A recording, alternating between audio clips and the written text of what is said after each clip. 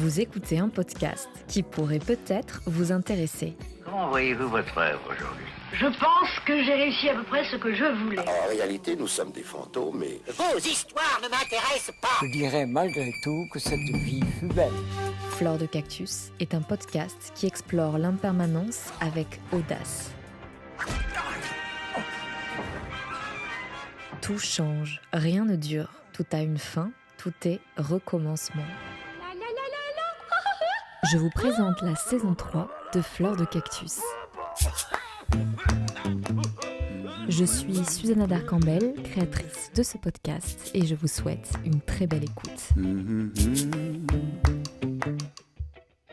Je reçois aujourd'hui une psychoanalyste clinicienne et psychogénéalogiste. Elle a écrit un livre Des racines et vous publié aux éditions Hugo cette même année, qui nous permet de décrypter et de comprendre le fonctionnement de son arbre généalogique. Je vous présente sans plus attendre Caroline Derumini. Caroline, on a enfin réussi à se caler un rendez-vous et je suis ravie. Eh bien, moi aussi, je suis vraiment ravie de prendre ce temps-là matinal avec toi, sous les premières neiges. Ah, magnifique.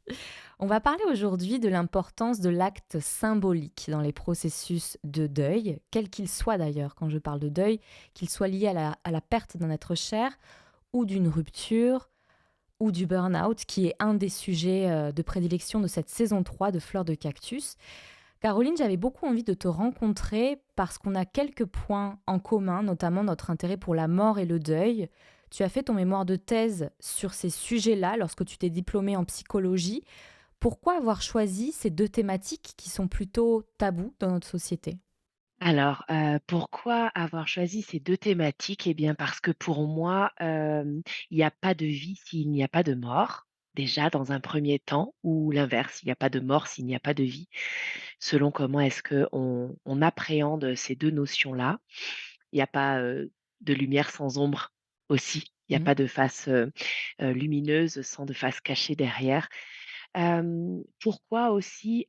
Puisque du coup, on le sait bien quand on prépare, un mémoire ou une thèse, enfin quelque chose qui va nous appartenir, c'est un peu comme un bébé qu'on va préparer, pendant plusieurs, années au cours de notre formation, au cours, de l'école que l'on suit ou quoi que ce soit et on vient nous chercher à l'intérieur de nos tripes, donc dans notre ombre. L'ombre n'est pas la partie, noire, hein, c'est vraiment la partie cachée, la partie immergée de l'iceberg, quelque chose qui va être de l'ordre de l'inconscient. C'est pas une partie péjorative de Tout à soi, fait. Mais pas tu as du une tout. approche très C'est jungienne un de la psychologie et ce concept-là exactement, nous vient de Carl Jung. exactement, Carl Jung, ça vient pas de moi. Tout à fait, j'ai rien inventé. Il y a vraiment donc, cette importance de travailler aussi dans quand on on travaille, quand on s'oriente vers, ce domaine qui est la psychologie, la psychogénéalogie, la psychanalyse, c'est important de se connaître soi-même et souvent donc les thèmes des mémoires, abordés quand on fait ces études-là sont des thèmes qui, nous importent très profondément, à l'intérieur de nous et moi du coup, mon sujet, c'était la mort d'un parent, le devenir d'un enfant, impact pour la vie, avec le mot impact écrit IM plus loin, PACT, Mmh. pour avoir, ce double sens du mot impact qui est le choc et impact, le pacte Le contrat. entre la mort, la vie et bien aussi l'histoire qui a fait, être, mon sujet de mémoire puisque du coup, c'est ma propre histoire que j'ai mis en lumière puisque j'ai recueilli, vers les 10-11 ans, une jeune, ma filleule qui était, du coup, tout fraîchement, orpheline, de par sa maman et du coup, j'avais 28 ans à l'époque et je suis devenue, eh bien maman, par substitution. Et je l'ai accueillie à la maison puisque du coup elle a voulu, vivre avec moi, auprès de moi et du coup quand j'ai repris mes études de psychologie, et bien, voilà et j'ai trouvé ça naturel de faire ce mémoire autour de la vie, de la mort, de l'envie aussi et tout ce qui va, être, autour de ce deuil qui, est, une terminaison, une reconstruction. Un Voilà, passage. un Comment message. tu définirais justement le deuil? Parce que faire son deuil, c'est une expression qui est très familière aujourd'hui. On l'utilise pour beaucoup de choses. Or, le deuil donc fait écho à la perte d'un être cher, d'un parent, d'un proche, mais aussi à une rupture. Donc, quand on dit je fais le deuil de mon activité de boxe, par exemple, parce que je ne peux plus en faire et que j'ai reçu un coup à la tête, je dois faire le deuil de cette activité-là. Comment tu définirais le deuil en tant que psychologue? Hem, le deuil pour moi, c'est vraiment quelque chose qui va, mettre en lumière, le avant et le après. Le deuil va être, à ce moment charnière, la porte entre ces 2 mondes.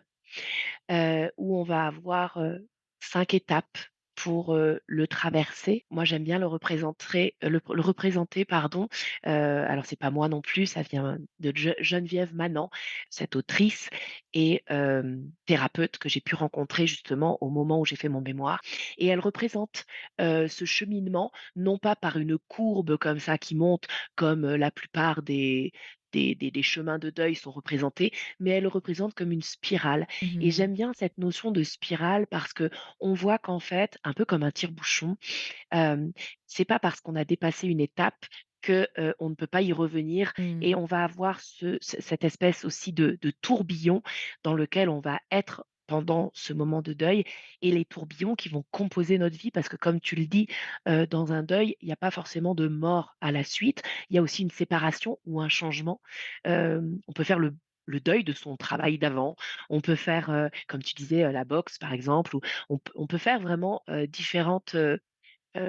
à différents moments de sa vie, un deuil et selon aussi l'âge que l'on a, on va voir que l'on l'appréhende d'une manière différente. Moi, du coup, dans mon mémoire, j'ai vraiment abordé toute cette notion, entre les 0 et les 18 ans et j'ai découvert, beaucoup de choses que je ne m'attendais pas, pendant, donc il y a une dizaine d'années, hein, j'ai fait mon mémoire il y a 10 ans, autour du deuil parce que en fait, il devient vraiment effectif, cette notion de deuil est vraiment comprise, mais comprise dans l'entièreté, hein, la prise de conscience totale à 10 ans.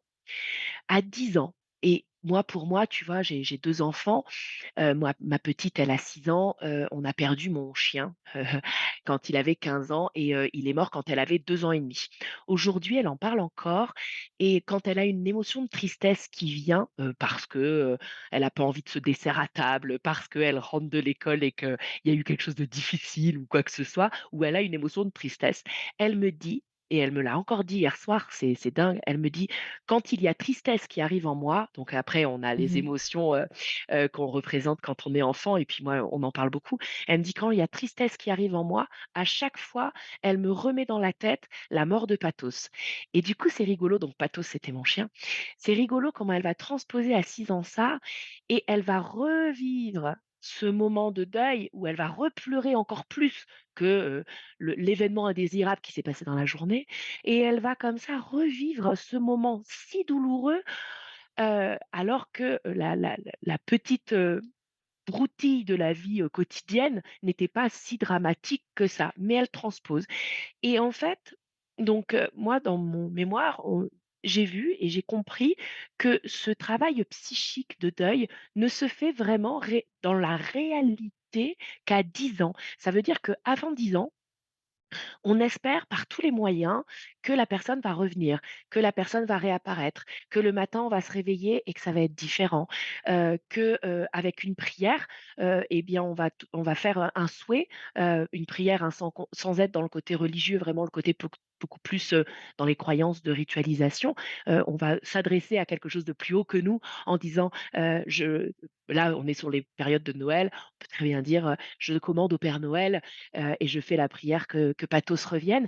Ça, c'est des choses qui vont être, en plus dans cette croyance de: «Ça va arriver». Il y a de la magie derrière et c'est à 10 ans qu'on va savoir parce que le développement psychoaffectif et ce développement, de construction psychique va être OK, aux alentours, hein, de 10 ans. C'est pas à 10 ans que tu te réveilles et que tu dis: «OK». Mais dans une fourchette, avec une personne ordinaire, c'est vers les 10 ans où on se dit: «OK, je sais, elle reviendra pas». Et est-ce que c'est justement pour ça qu'il y a, s'élève une quête de sens aussi quand on est Mmh. face à un deuil?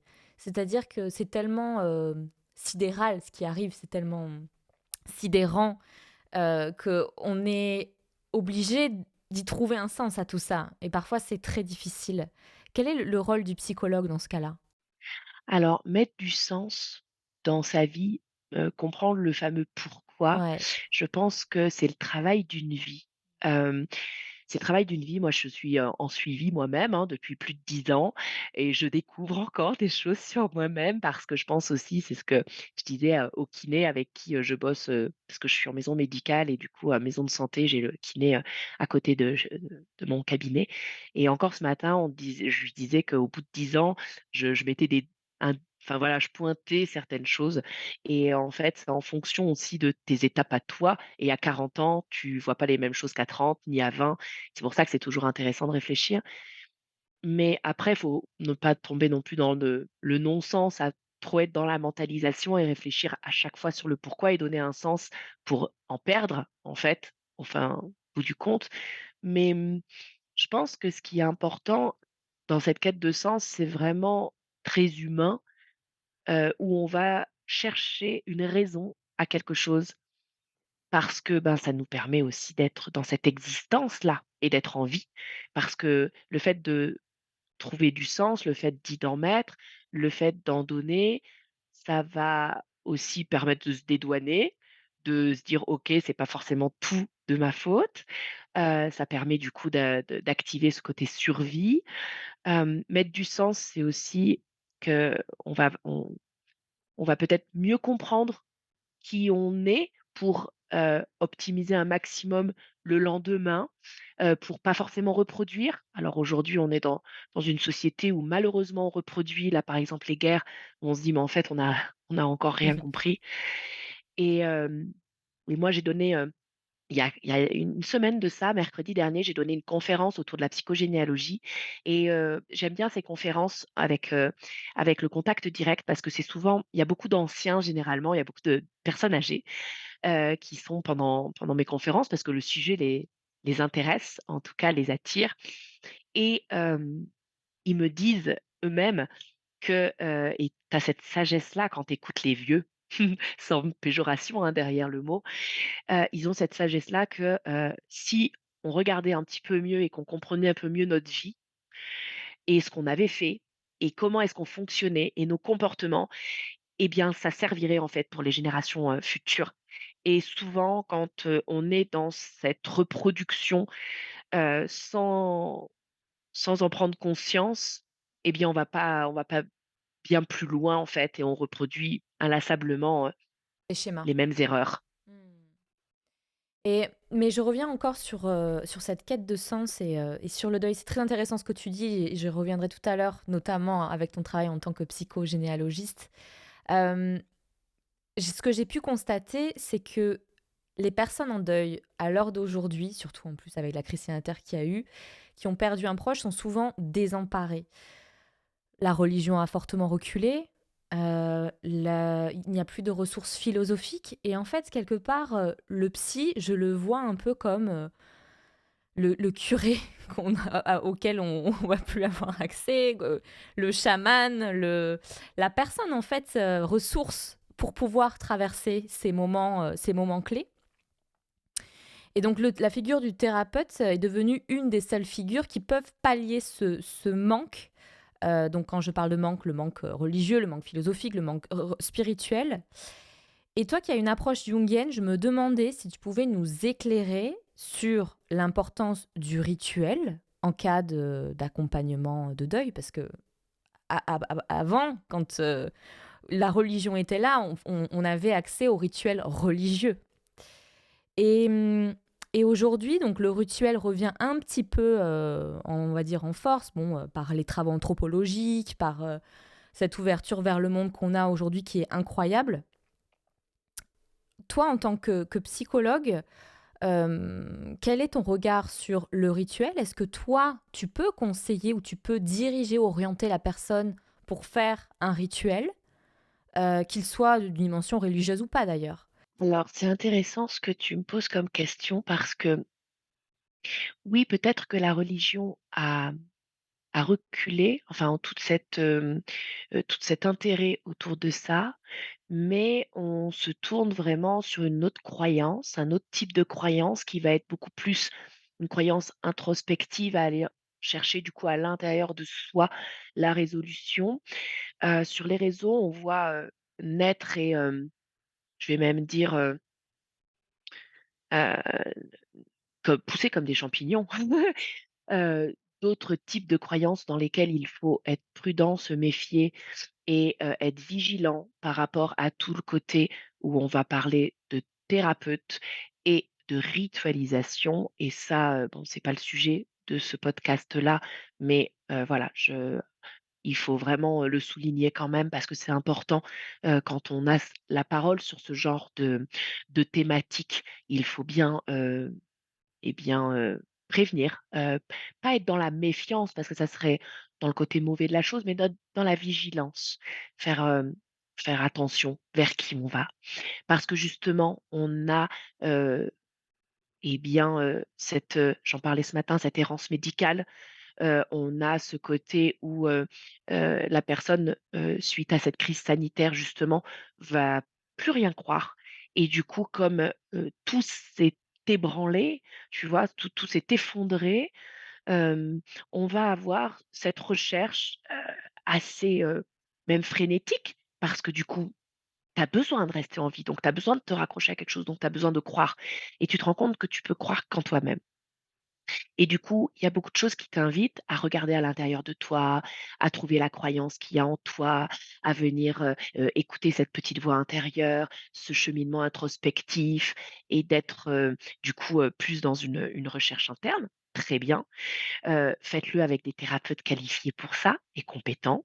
Oui, cette croyance et cette ritualisation. Hem, Effectivement, en tant que psychoanalyste clinicienne, je peux tout à fait et d'ailleurs je le fais, déjà même sous un angle de thérapie classique, mais aussi avec le prisme de vision, avec, la psychogénéalogie. Mmh. On a ce côté rituel qui va être, expliqué comme acte symbolique qui va être décliné dans ce que appelait Jodorowsky la psychomagie. J'allais t'en Alors parler. forcément, quand on parle de voilà, quand on parle de magie, là, on fait: «Hop, hop, hop, tu Ouais, fais ouais. quoi? Tu fais thérapeute ou magicienne?» Mais, regardez qui c'est qui emploie, ces mots-là et regardez la définition des les vraies premières définitions de ces auteurs et de ces psychanalystes-là, c'est important, parce que du coup derrière, il y a vraiment toute cette connaissance, qui fait que le cerveau, ne distinguant pas le réel de l'imaginaire, en faisant, des actes symboliques, la personne va se détacher en fait de plusieurs choses qui vont pouvoir l'encombrer, l'alourdir. On va matérialiser notre inconscient pour le faire monter en fait en conscience. J'utilisais la métaphore de l'iceberg tout à l'heure avec la partie immergée dans l'ombre. On va vraiment être dans ce côté où on va remonter à la surface pour permettre de l'évacuer, de s'en libérer. On a cette graduation-là de inconscient, on a le filtre qui va être le préconscient, qui va dire, «Je passe ou je passe pas» et on va être la conscience où on va être dans la psychologie. La psychanalyse et tout ce qui va être de l'ordre de la psychogénéalogie et du travail du langage de l'inconscient, comme le disait Jung, au travail de son âme, hein, l'homme à la découverte de son âme. C'est un titre d'un livre de Jung que j'ai adoré, que je recommande à beaucoup. Alors, mon livre de chevet, il est très bien ce livre. Et du coup, on va voir comment est-ce que tout ce langage inconscient, en remontant à la surface, va pouvoir passer la pensée de l'hémisphère en fait du mental à l'hémisphère de la créativité et de la sensitivité et on va demander pour les personnes qui vont être beaucoup plus dans ce côté spirituel ou croyance religieuse, cette appétence-là et bien peut-être demander même de l'aide à cette force supplémentaire. Mais c'est vrai que dans un premier temps, c'est la force à nous qui vient en fait acter le mental en créativité et le fait de se détacher, psychologiquement, psychiquement et énergétiquement de cette sensation, de cette situation de deuil, de cette séparation, de cette lourdeur, de cette tristesse, pour reprendre les mots de ma petite, hier soir, et bien, le fait de le matérialiser va pouvoir, s'en dégager, tout simplement, de manière, hem, très f naturelle. Alors, moi, je m'évertue à répéter, pardon, à dire que Un symbole plus une personne égale une interprétation. Parce que le symbole en lui-même va être universel. L'acte symbolique peut être un acte symbolique global. Tu vas écrire une lettre à une personne, du coup, qui est décédée, que tu n'as pas pu lui parler avant la fin, et puis tu vas lui déposer sur le cercueil, et il va emporter tes mots avec lui. Voilà, ça c'est quelque chose que tu vas déposer de manière générale. Ça parle à tout le monde. C'est une lettre, c'est le dépôt des mots MOTS en mots MAUX. Mais en acte symbolique, on travaille beaucoup avec en acte symbolique, oui, on travaille beaucoup avec le symbole, le symbolisme, la codification, la métaphore, l'analogie, la métonymie. Donc c'est ce qui une idée va en amener une autre. Tu sais, cette espèce de Jung le faisait très bien, l'association d'idées, hein. Quand tu dis, un mot, par exemple plante, ça te fait penser à arbre, arbre, famille, famille, couple, couple-enfant et selon la personne que tu as en face de toi, le mot plante ne va pas donner le mot enfant à la fin. Et ça, c'est très important de faire des actes symboliques en les singularisant pour que la personne s'en imprègne, s'en saisisse, s'en apprivoise et puisse euh, l'évacuer avec son propre symbole qui ne soit pas vraiment universel, même si à la base, on a un socle D'universalité. d'universalité, pardon, on va avoir l'individuel à prendre en compte. Et c'est pour ça que je dis souvent symbole plus personne égale interprétation, parce que si tu n'as que le symbolique et que tu te permets une interprétation ou de balancer un acte comme ça, eh bien, tu as fait une belle théorie, mais tu as fait une mauvaise pratique. Ok, d'accord. Donc, et pourquoi, bon, ça, Jung l'explique, mais c'est hermétique. Le Jung est quand même difficile à lire, je trouve, hein. Frédéric À moins Lenoir. que Lacan. Ah ouais, moi j'imagine aussi. Mais en plus, il doit faire des jeux de mots pas possibles, Lacan. Mais grâce à Frédéric Lenoir, là, j'ai pu lire un petit peu ce que Carl Jung proposait en tant que théoricien psychanalytique. Et en fait, ce que j'ai pu réussir à comprendre, c'est que le symbole était puissant parce qu'il permettait de, ben, comme tu disais, l'arbre, on dit le mot arbre, ou tu te symbolises un arbre, ça fait quoi à plein de choses dans ta psyché. Donc c'est pour ça, en fait, si j'ai bien compris, que ça peut être aussi riche, enrichissant, pour pouvoir exprimer quelque chose, euh, et pour pouvoir s'y rattacher, parce que l'arbre va faire référence à un panel d'émotions, un panel d'événements dans sa vie, un panel de souvenirs, etc. Donc c'est ça, si j'ai bien compris, en fait, le symbole permet de lier de manière plus puissante, en fait, que une simple expression orale, peut-être. Le symbole est un langage. Et le symbole, oui, ça permet de lier, ça permet en fait de venir exprimer ce que nous-mêmes, consciemment, on ne sait pas. Hmm. Demande à 10 personnes de dessiner un arbre, ils ne le dessinent pas de la même manière. Mhm. Et c'est les premiers même, les premiers dessins que tu apprends dans les études de psychologie, hein, où tu vas interpréter les dessins des enfants. Tu sais, le monsieur bonhomme, Ouais. par exemple, un bonhomme, tu vas pas le dessiner de la même manière. Et du coup, tu peux te rendre compte les choses qui vont être carencées chez un enfant autour d'un dessin, par exemple, parce qu'il va pas représenter le bonhomme de, de, de la même manière qu'il est 3 ans, 5 ans, 7 ans, selon certaines stade de sa vie et stade de développement. Et un arbre, c'est pareil, en fait, selon le tronc, selon les branches, selon s'il met un petit bout à l'intérieur avec un petit trou, s'il fait des grandes racines, s'il fait, des un arbre plutôt en hiver ou plutôt en été. Est-ce que tu fais un pommier avec des fruits à l'intérieur? Alors, encore une fois, hein, tu peux passer sur une interprétation où tu vas t'en servir comme un support projectif.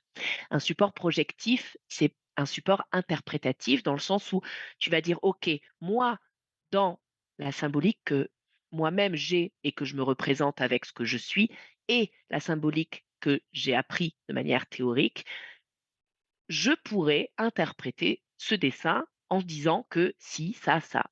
Si tu as pas l'enfant en face de toi, Ton Mmh. interprétation, elle est sauvage.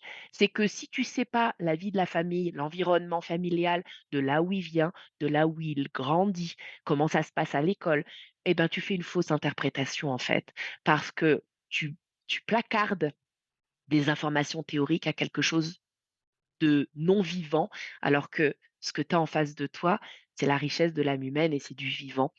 Et oui, c'est un langage inconscient, le symbole, puisque du coup, il va venir représenter ce qui est le plus caché en toi et va venir faire émerger avec les questions du thérapeute, la psychologue ou la psychoanalyste ou la psychopraticienne va pouvoir, grâce à son savoir et sa personne, dire: «Voilà moi ce que je pense et je te pose une question.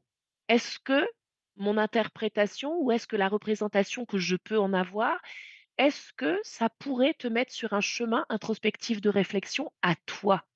Et soit la personne, elle va dire: «Ah bah, pas du tout, j'ai dessiné ça parce que, par exemple, une jambe cassée, parce que ma petite sœur, là, en ce moment, elle a une jambe cassée, mais ça veut pas dire que, mes 2 socles, père et mère, il y en a un qui est défaillant». Tu vois? Et que dans l'environnement, le petit, il a dessiné un bonhomme avec une jambe cassée parce que sa sœur a la jambe cassée. Si tu sais pas ça, tu vas dire: «Ah, peut-être que le père ou la mère ne n'est pas stable», mais en fait, c'est une mauvaise interprétation et ça va venir non parler. Alors que, heu, quand une personne va avoir un environnement, plutôt, heu, on va dire, quelque chose de plutôt classique et va venir faire un dessin, on va pouvoir se positionner en se disant: «Ah bah tiens, oui, j'ai fait ça. Je savais pas pourquoi j'avais envie d'ajouter un petit hibou ou plutôt moi mon arbre, c'est un arbre fruitier». Mais quand on va venir mettre une signification derrière, on va dire: «Ah ouais, tiens, peut-être qu'il y a quelque chose qui va faire sens» et là je rebondis sur la quête de sens puisque du coup on va venir avoir cette lecture inconsciente à travers un symbole. Mmh. OK. Et Est-ce que c'est clair? c'est totalement clair. OK. Merci beaucoup, vraiment, c'est très éclairant. Et je pense qu'on va davantage comprendre, du coup, pourquoi tu as créé ou même comment tu as créé des cartes à semer d'actes symboliques. C'est le nom que tu as donné à ces cartes. Est-ce que tu peux nous expliquer la démarche qu'il y a derrière la création de ces cartes? Oui. Déjà, je voulais me faire un kiff à moi Oui, ça se voit. que j'aime créer, j'aime inventer et j'ai rencontré du coup Lucie. Lucie qui est, la fondatrice, de des cartes à semer. Donc cartes à semer pour dire merci à sa maîtresse, à la fin de l'année, cartes à semer pour dire joyeux Noël, cartes à semer pour dire bonne année. Voilà, c'est des petites cartes avec dans du papier des petites graines, qui fait que quand tu les offres, la personne doit les planter et il en pousse en fait de belles fleurs.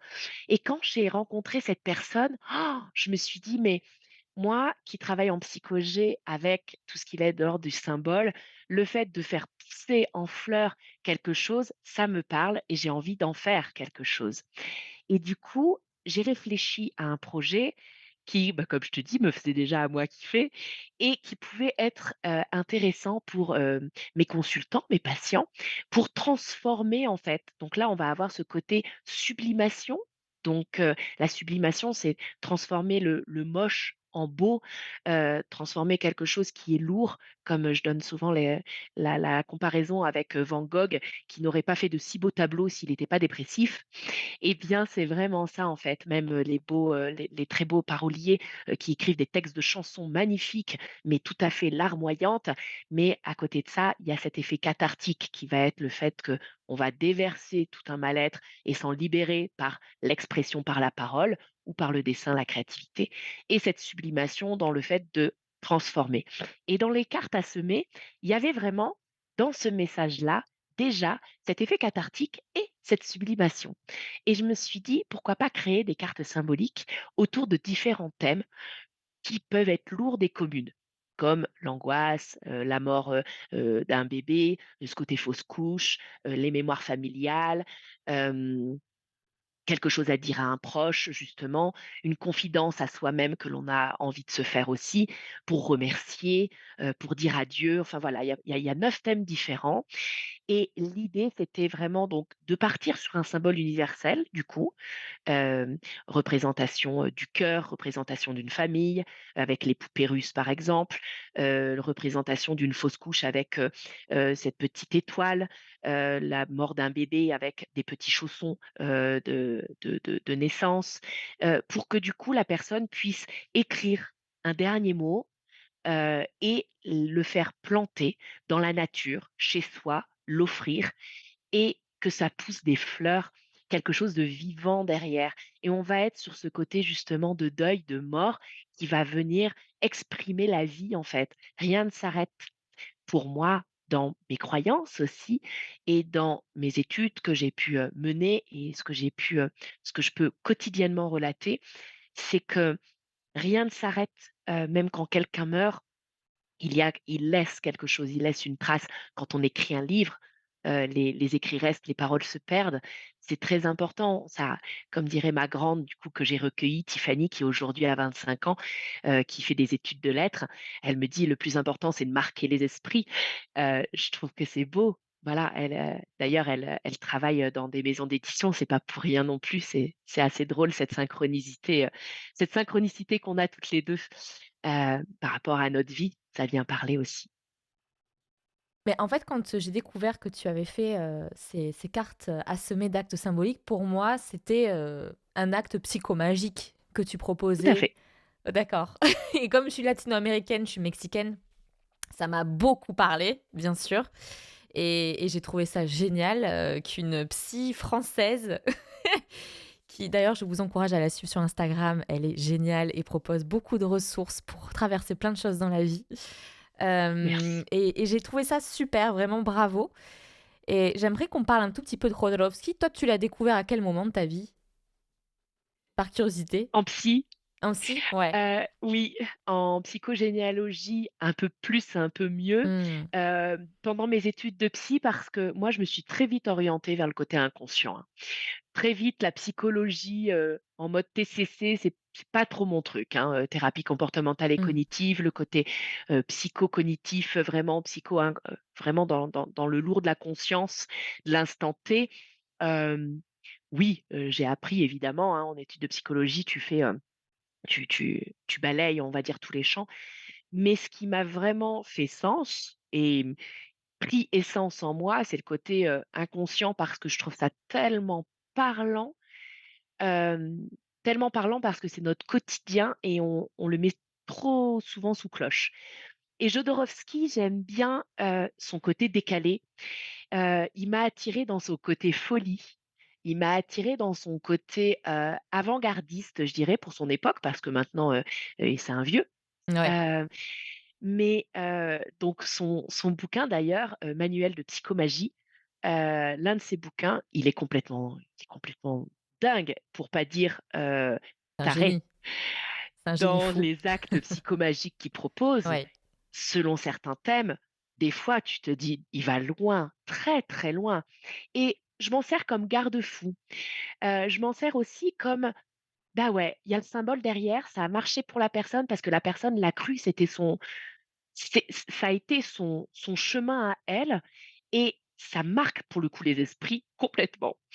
Ça va venir impacter et il dit lui-même: «Plus l'acte va être difficile, plus la personne» et ça c'est les neurosciences, hein, «plus la personne va y croire parce qu'il aura tellement mis de mal à le faire que s'il a réussi à faire cet acte, il réussira en fait à dépasser, l'objectif Mmh. qu'il s'était Mmh. fixé pour cet acte». Donc plus il est compliqué à réaliser, plus il est saugrenu, même Mmh. je vais dire, et plus la personne va dire: «Non mais, intellectuellement, cérébralement, de manière consciente, de manière, tout à fait, par moi-même, j'ai fait ce genre de démarche, c'est que je suis capable de beaucoup plus haut, quoi». Mmh. Mmh. Et il l'explique très bien. Donc c'est sûr que si on ouvre son bouquin et qu'on dit: «Tiens, on va traiter un thème» et on regarde, on se dit: «Ah non, en fait, c'est impossible ce qu'il demande, c'est l'ordre de quelque chose de complètement,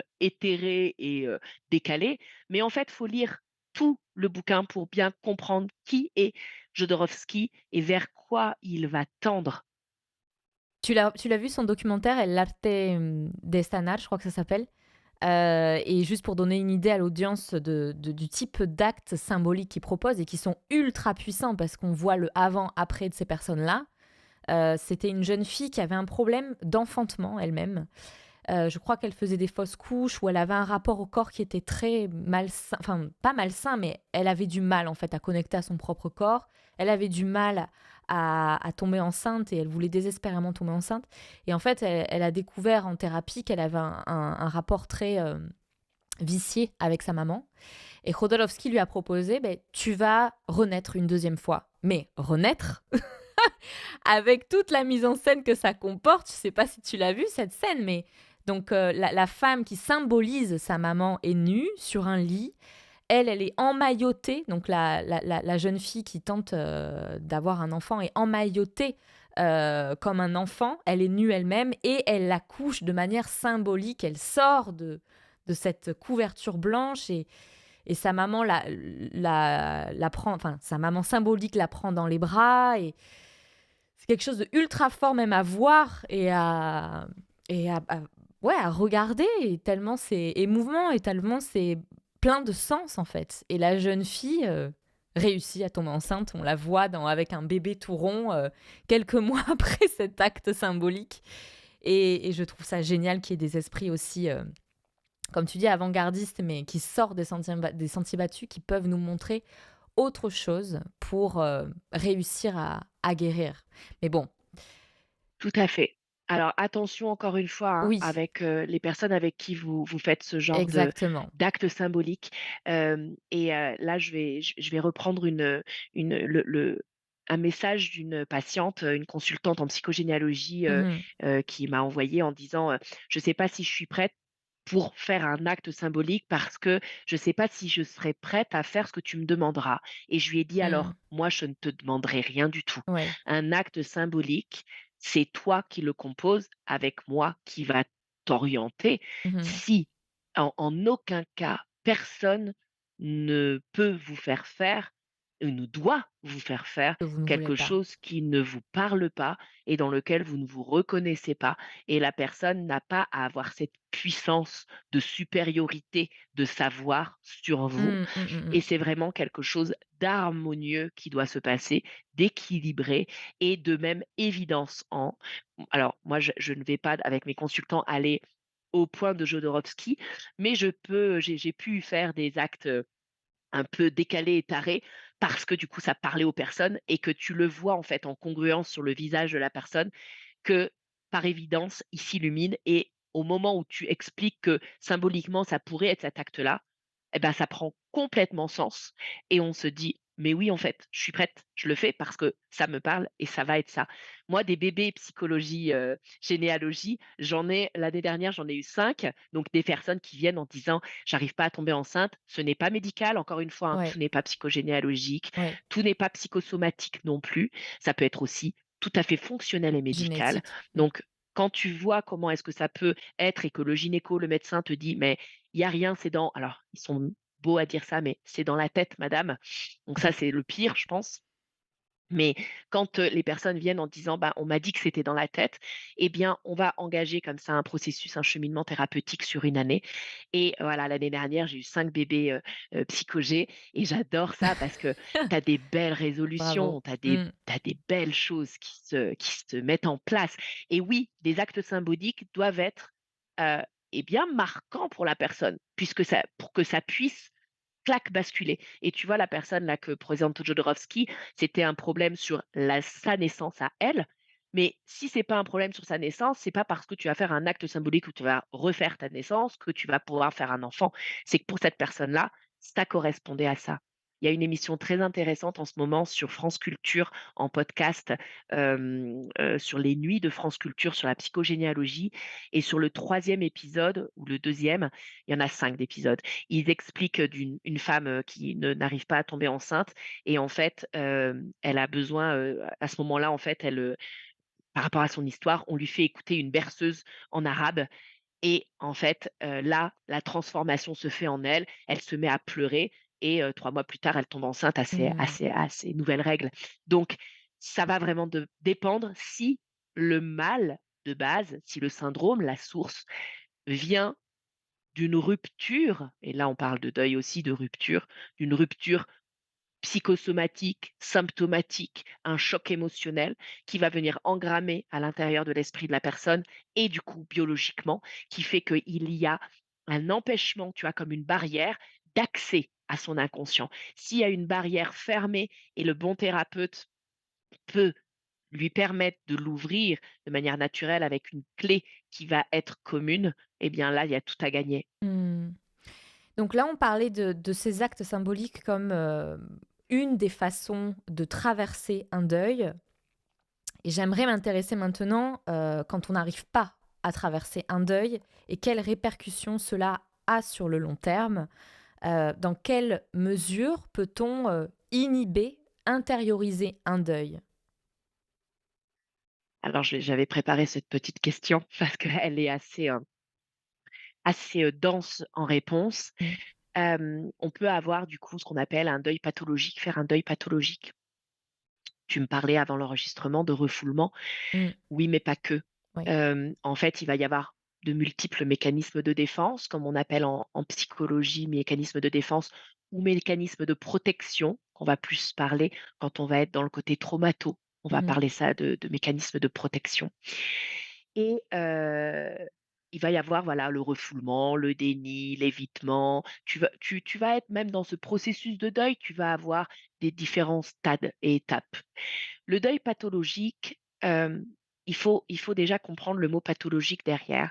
C'est que vous allez avoir dans un tableau à double entrée la fréquence et l'intensité. Tu vois, le côté, vertical, la fréquence, le côté horizontal, l'intensité et le normal va être quand, la fréquence et l'intensité va être, on va dire, gérées. L'anormal va être quand la fréquence et l'intensité vont être un petit peu plus élevées.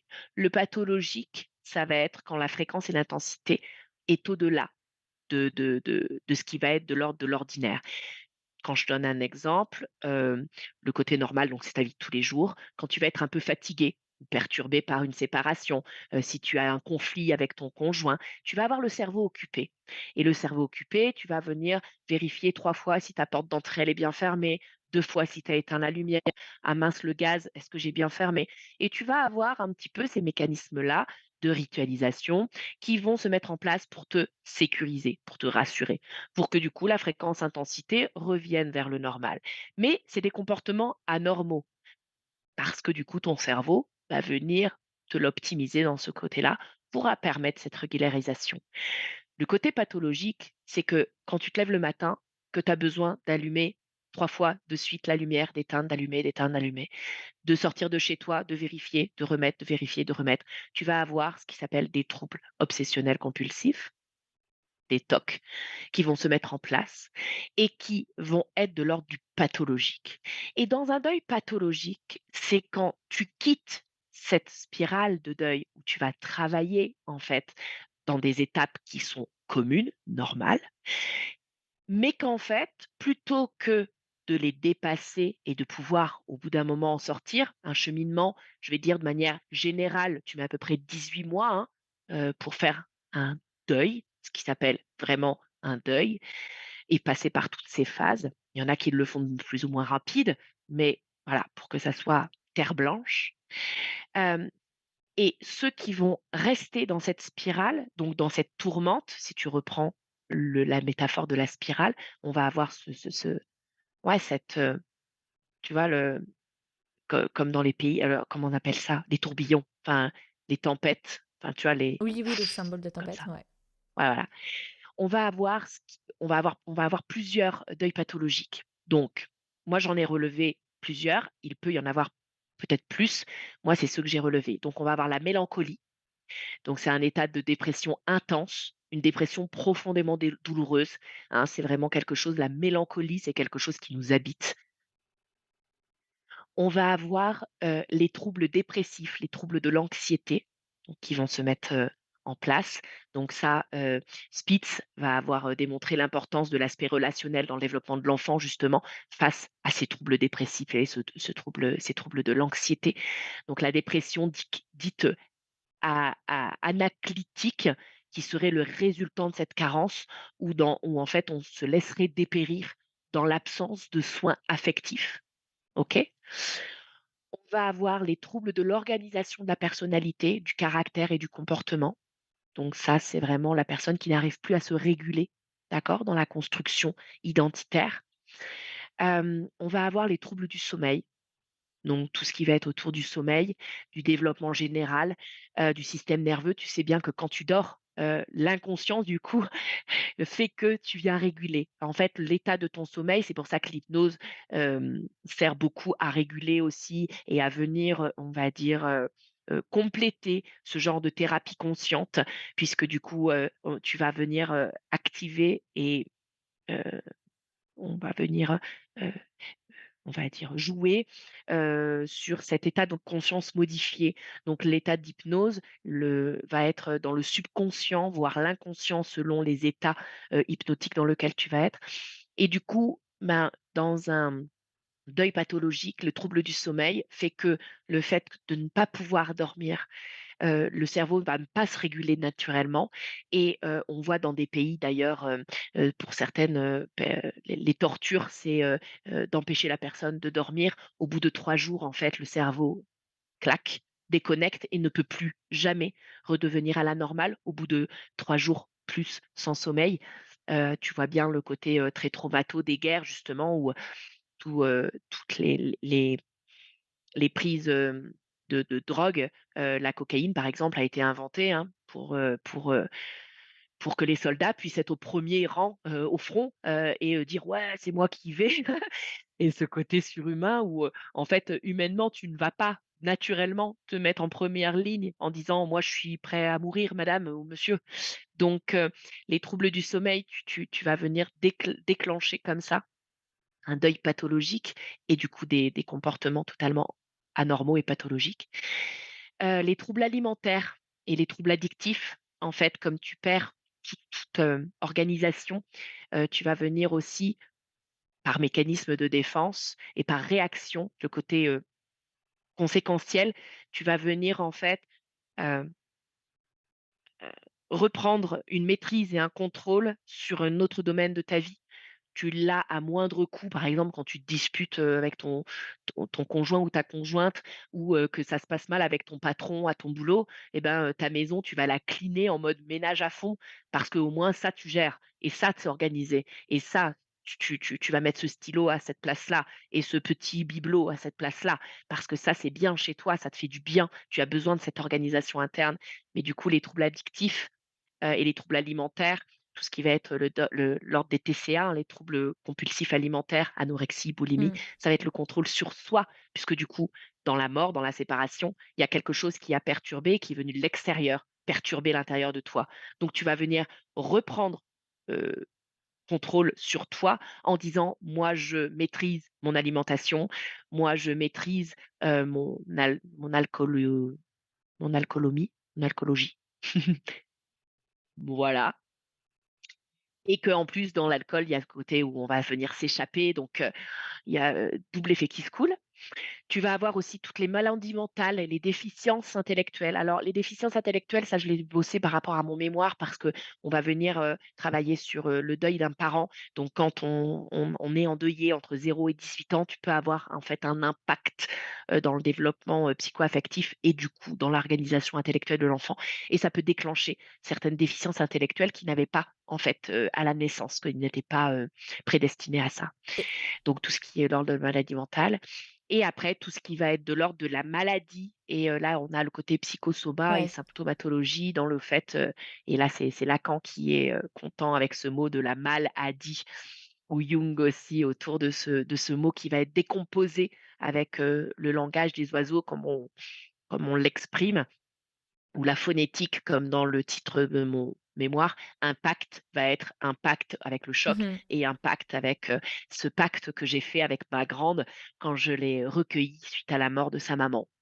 Mais toutes ces pathologies que tu as listées comme ça, en fait, moi, ça me fait penser, à des pathologies que une personne pourrait vivre en dehors, d'une, perte liée à un être cher.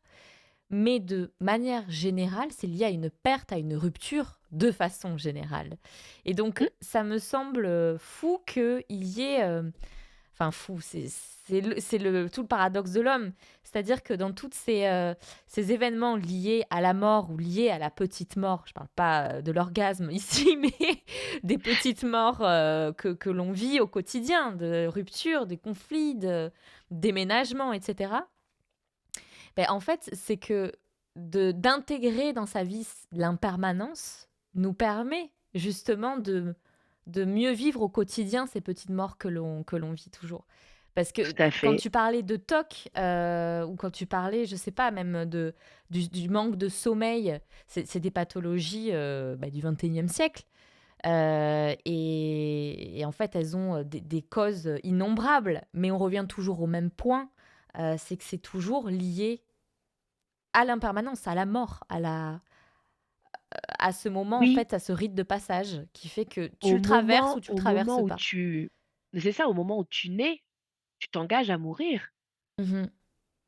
Et quand tu parles de petites morts, sur l'orgasme, c'est drôle parce que quand je parle de ça à certains de mes patients qui me consultent pour des problèmes, par exemple, de libido, hem, je leur dis: «Est-ce que vous savez que l'orgasme est appelé aussi la petite mort?» La petite mort, pourquoi? Parce qu'on va venir s'abandonner à l'autre, on va venir lâcher dans ce côté, vie extrême, et bien la mort arrive dans ce côté où plus rien ne peut t'arriver et c'est l'orgasme absolu, la petite mort. Et c'est hyper intéressant quand on comprend ce concept-là, puisque quand tu nais, tu t'engages, ouais, tu fais un pacte avec la mort, tu t'engages à mourir et en plus, c'est même pas toi qui contrôle ça. C'est bien la seule chose que l'on ne contrôle pas, c'est la mort et moi, j'aime bien aussi expliquer à mes patients ou mes consultants, le fait que même les personnes qui vont se suicider, donc qui vont venir, heu, qui vont inviter la mort chez eux, ne vont pas le faire d'une seule manière. Tu as différentes manières de te suicider. Tu as, la pendaison, la défenestration, se jeter sous un train, tailler les veines, prendre des médicaments, créer un accident. Tu as plusieurs manières de se suicider. Pourquoi t'en choisis une plus particulièrement qu'une autre? Ben, c'est un instinct de survie, en fait. C'est que la défenestration peut symboliquement exprimer la personne qui a envie d'avoir cette liberté, cette légèreté, ce côté bouffé d'air. La pendaison, ben, peut-être que la personne va être symboliquement avoir envie d'être plus dans ce côté où on va être, entouré, enveloppé, cocooné. Tu vois? Ce côté étouffé parce qu'il en a manqué et en fait, dans l'expression de la manière de se suicider, pour moi, il y a un réel message de vie derrière et la clé que venait en fait, exprimer l'inconscient par le choix de la manière de se suicider, serait la clé qu'il aurait dû travailler en thérapie du coup, cette personne, pour accéder à la vie et non pas à la mort. C'est un peu glauque, hein, mais quand Oui, tu mais comprends ça aussi, c'est beau ouais, moi, je trouve parce ça qu'il y a très beau. encore un Mmh. message de vie derrière, Mmh. tu vois? Et je trouve que ça a encore plus de sens, le fait que tu aies intégré la psychogénéalogie comme grille de lecture, Mmh. dans ton travail. Puisque, à travers toutes ces accidents de vie, si on peut dire ça comme ça, Mmh. on y voit des répétitions. Tu parlais de suicide, mais parfois dans une famille, il y a une lignée. Pourquoi il y a eu, ce suicide-là telle année? En fait, on se rend compte qu'il y en a eu un, dans une génération, 2 générations, au préalable et on se rend compte comme ça qu'on répète des schémas.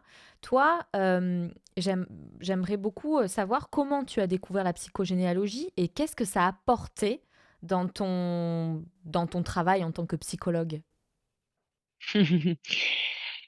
Comment j'ai découvert la psychogénéalogie? Alors, en 2008, je l'ai découvert malgré moi, dans le sens où j'étais à l'époque, en mémoire d'éducatrice spécialisée et à ce moment-là, c'était au mois de juin, je devais présenter mon mémoire en jury comme d'habitude, enfin comme, à chaque fin de diplôme et je me suis dit: «Je vais aller chez mes parents, heu,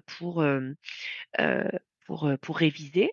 Ça, tout en sachant que ça faisait à peu près 7 à 8 ans que je n'avais pas mis les pieds chez mes parents, plus de 2 jours, parce qu'une vie familiale qui fait que, tu sais, si on a la spécialisation de psychogénéalogie, c'est que sa famille, n'est pas forcément toute belle non plus.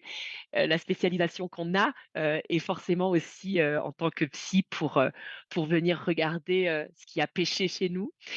Donc bref, je décide d'aller 15 jours à ce moment-là chez mes parents, contre toute attente de qui que ce soit.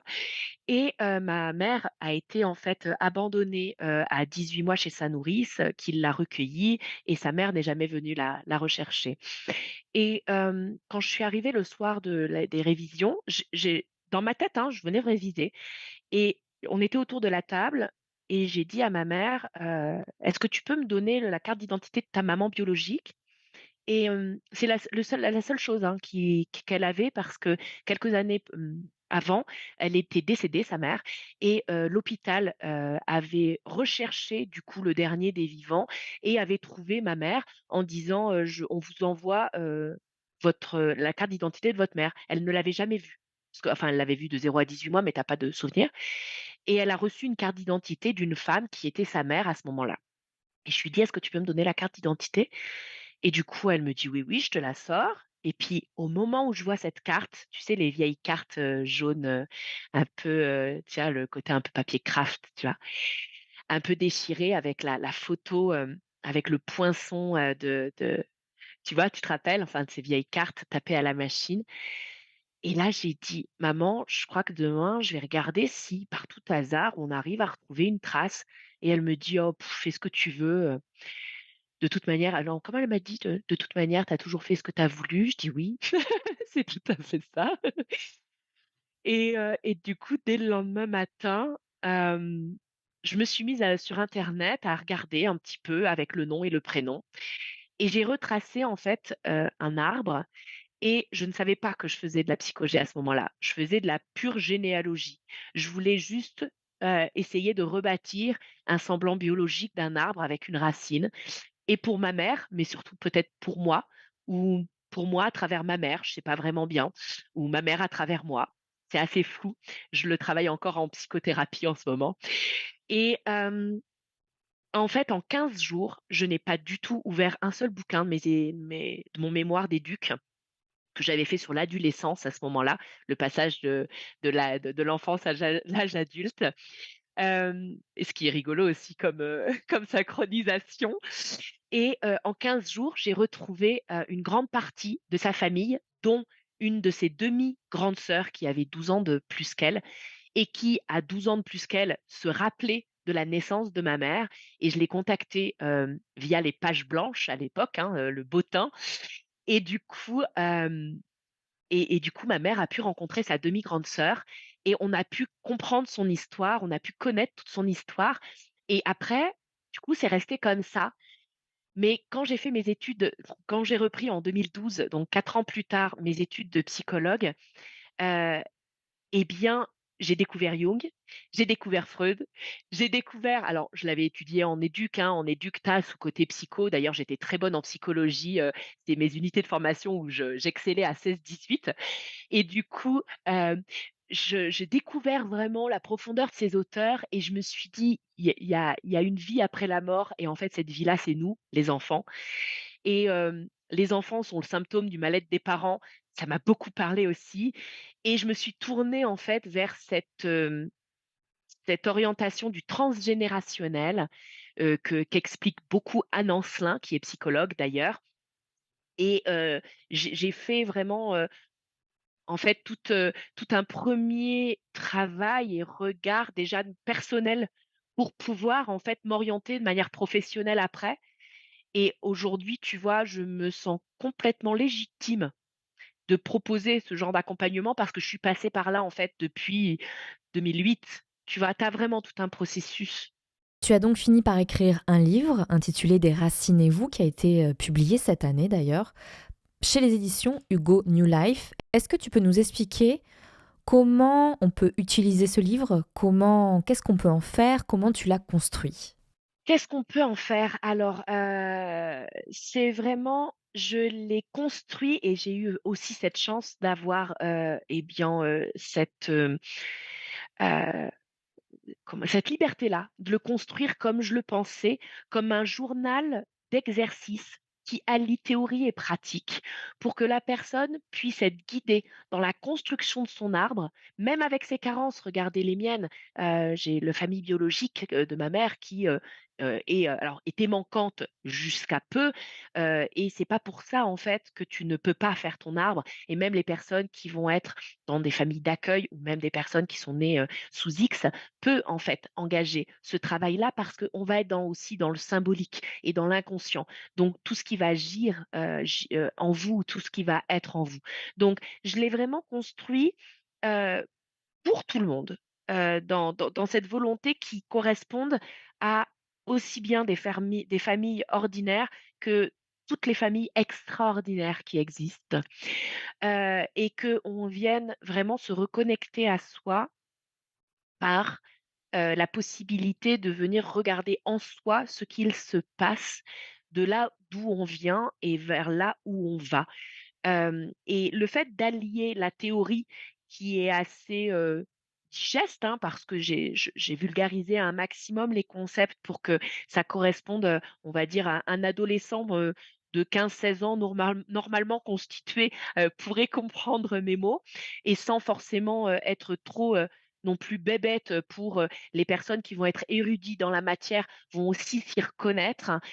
C'est vraiment ça donne accès à tout ça avec, ces exercices d'introspection où on parlait tout à l'heure, de dessin et de projection. Eh bien, moi, les questions que je pose au fur et à mesure des points théoriques vont permettre en fait, d'être comme dans un cabinet où, la thérapeute, la psy va venir, vous demander: «Et pourquoi ça? Et est-ce que ça tu réfléchi? Et là regarde, qu'est-ce que ça vient te dire? Qu'est-ce que ça vient faire sens?» Et puis des petits exercices d'art-thérapie, parce qu'on va avoir dans l'art-thérapie de la psychanalyse appliquée, comme on appelle ça, où on va venir mettre en matériel, ce que l'on va mentaliser. Donc on va venir comme ça catharsiser, sublimer, et on va être dans l'acte symbolique, mais tout le long en fait, déjà, faire son arbre est un acte symbolique. Tu viens, pardon pour l'expression de dégueuler, mais tu viens dégueuler ta famille sous, sur une feuille de papier et comme ça, tu déposes et tu fais: «OK, moi je suis unique dans un tout, voilà le tout qui me compose, voilà ce que je suis, voilà ce que je garde», parce qu'il y a aussi plein de ressources, hein. Il y a sinon ça ne te fait pas de toi quelqu'un en vie. Donc c'est pas juste aller travailler sur ses traumas ou des répétitions de deuil ou de difficultés. Tu vas aussi avoir: «OK, moi ça je prends et ça je transforme». En psychogé, tu vas avoir vraiment 3 étapes et c'est les 3 étapes que tu fais tout au long de ta vie entre ton enfance et ta mort. Tu vas avoir la reproduction, le reni et la réparation. Dans le sens où quand tu es enfant, tu reproduis ce que font tes parents parce que tu es par loyauté et puis par instinct de survie, tu as le côté hospitalisme de Spitz qui fait que, heu, c'est important d'être dans cette, reproduction-là pour appartenir et se sécuriser. Tu vas être dans l'adolescence, l'adolescence, ce côté où moi, j'ai compris mieux que tout le monde, vous m'avez servi à rien du tout, je fais une croix et je me casse. L'émancipation, hein, tu en as besoin aussi de, de cette diffusion, comme on l'appelle. Et après la réparation où tu vas être dans: «OK, en fait, maintenant en tant qu'adulte et en tant que maman ou papa, je me rends compte que vous avez fait ce que vous avez pu avec ce que vous avez en face de vous et puis, bah, je vais essayer de prendre un peu de ce que vous m'avez, inculqué, enseigné, éduqué et puis je vais prendre aussi un peu dans mon environnement ce que j'ai pu moi me construire et je vais faire mieux et je vais faire au mieux». Et pour l'avoir Voilà. découvert personnellement, je crois que c'est un super compagnon pour toutes les personnes qui traversent un deuil, qui traversent un burn-out, qui traversent une période en fait de grands questionnements et de grandes transformations, parce que c'est dans la famille, en tout cas, je crois que c'est une des ressources dans lesquelles on peut y puiser beaucoup de réponses, puisqu'on vient de cet arbre-là et qu'on on s'est construit en concomitance avec cet arbre-là. Merci Caroline pour ce magnifique moment. Je crois qu'on a tous beaucoup appris avec toi Merci aujourd'hui. à toi. Donc, mille merci et je te souhaite le meilleur.